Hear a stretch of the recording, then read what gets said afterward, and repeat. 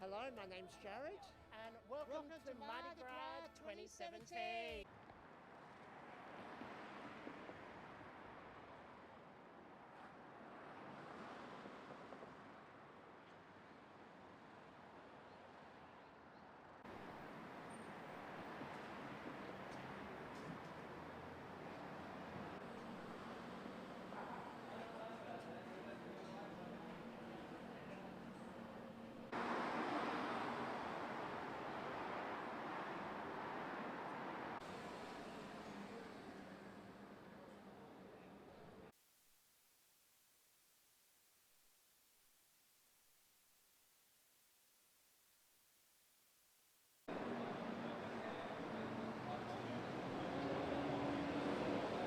When I came to the realisation of me being gay, it was around the same time for when I kind of knew I had autism, and this was between the ages of 10 and 15, 16. That I didn't know anything about homosexuality or queer culture or anything to do with my sexual orientation. I was oblivious to it all. So I was completely. I really had to teach myself. I had to try and find as many, as much information as I could get my hands on. My parents had this book called The Joy of Sex. It was a tattered, backdated edition, back to the 1970s. And I saw that, and I read the chapter titled Homosexuality, and I saw the black and white sketches of different pictures of sex acts that have been drawn, and that kind of allured me to kind of really look into these like the actual feelings and desires and feelings and desires that I wanted to maybe not embrace then, but to really feel that they were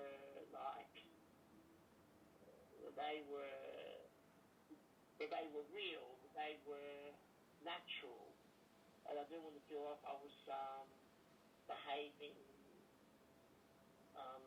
inappropriately as would anyone, as would any other adolescent or young adult who was trying to come to terms with his with how his body was developing and kind of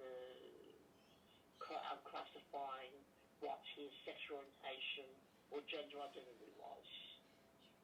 Also, you said an important thing. You said that you felt quite alone, and at the time, because you didn't have the resources available. Oh, I tell you, there were a few moments where I went to find out more how I going, oh, I really am into this.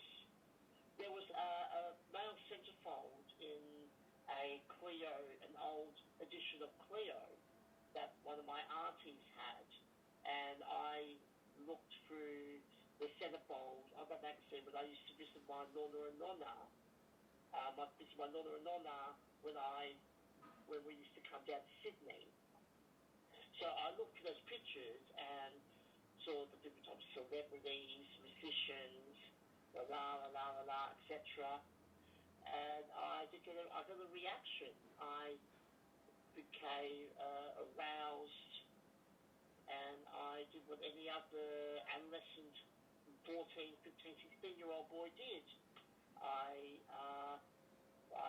pleasured myself or masturbated, whatever word flows essentially to you, or makes it feel clean without going too overboard.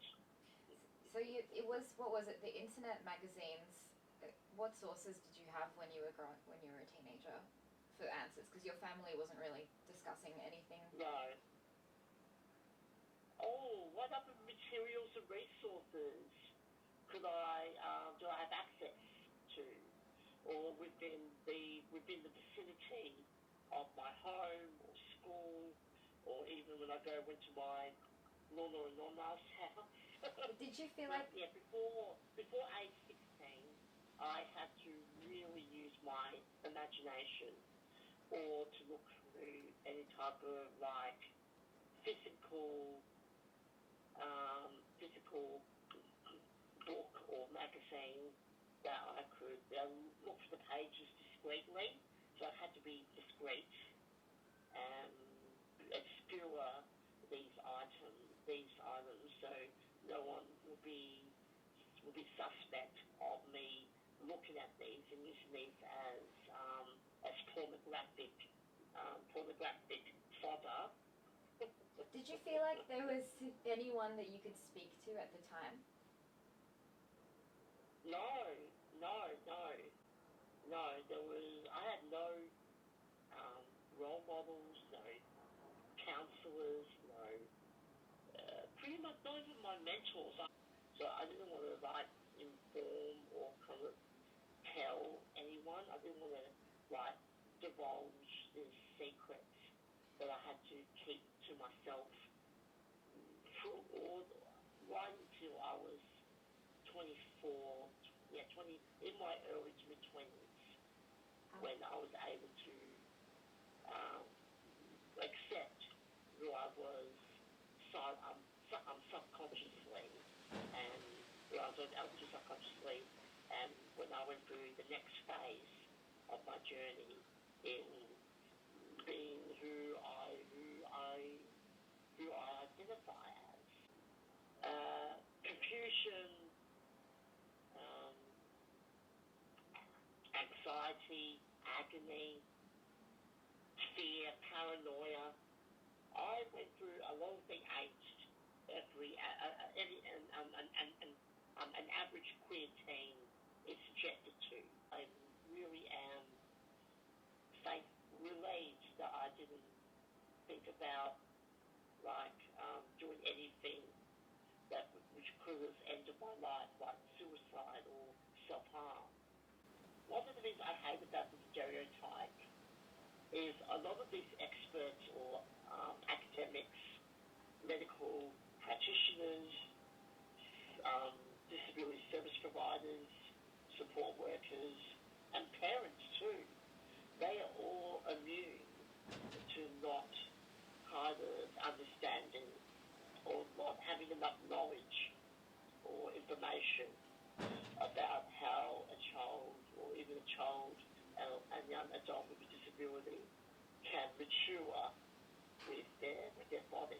You don't want to be labelled, and you are not like a canned baked beans or tinned or canned baked beans or asparagus.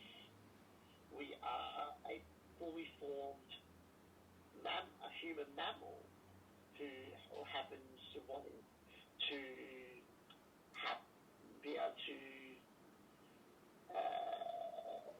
able to get into the nooks and crannies of how our body reacts to feeling turned on or aroused. I actually had a couple of mentors who I got help with my social skills, and they also had a disability, and I didn't even reveal to them this a part of my true self, of my identity.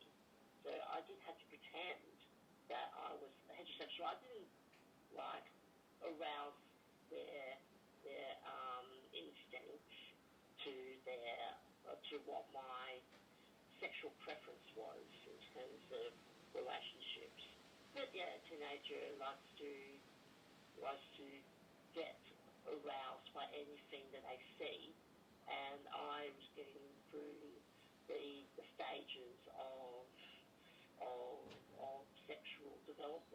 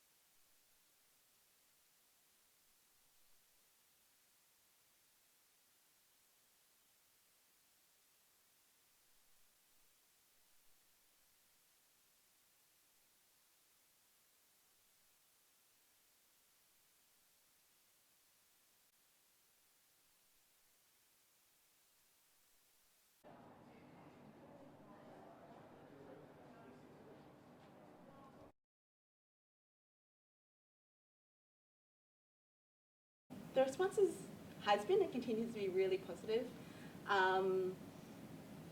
As I said, it's not something that we see very often, and from services, from parents and carers, from people with disability themselves, we hear that they've never seen something like this before, that they maybe hadn't considered some of these stories.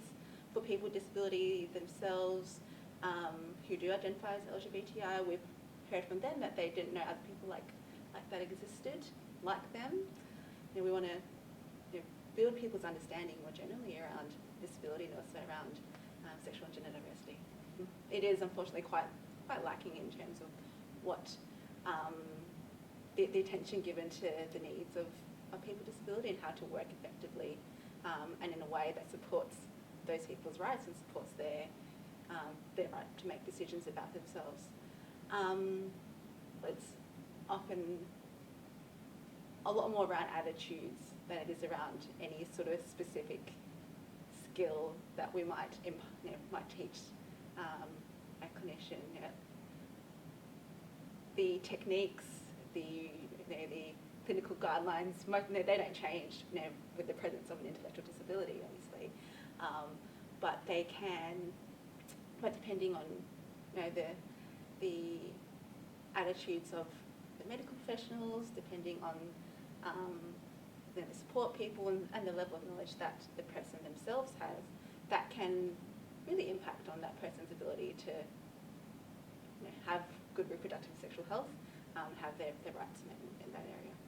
What we're hearing from those groups of people is that there isn't much support out there for parents and carers as their child is developing and growing growing into teenagehood, going through puberty, as approaching adulthood.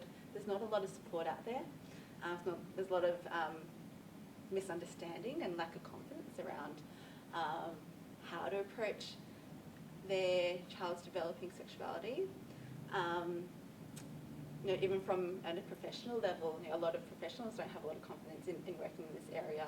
So we're hearing from parents and carers, and we continue to hear from them, is that they need more support, need more resources, both from people like ourselves, and also the forums provide a really good opportunity for parents and carers to come together to discuss their experiences as well. And that's really invaluable. There's a lot of stereotypes around disability, not just to do with their sexuality and relationships, but broadly speaking, there are a lot of stereotypes around disability. So debunking some of those and creating a more positive conversation around disability. I would say secondly, it's around asking questions to asking people with disability you do know.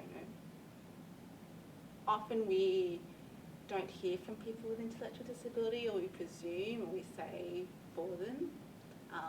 And the whole movement within the disability sector for people with disability, about disability, people with disability rather, is for them to speak for themselves. And we can talk about open conversation, but we really need to support people with disability to be speaking and having them having their voices heard. And I think the last thing as well, let's put many things, is around just being comfortable ourselves to talk about sexuality and relationships. Our society, we're, I guess in many respects, very open, but this is one topic which we often don't talk about in terms of our own lives. So for us to support people with disability to be able to have access to their rights and be able to talk about their sexuality, it requires us to be comfortable in speaking about it as well.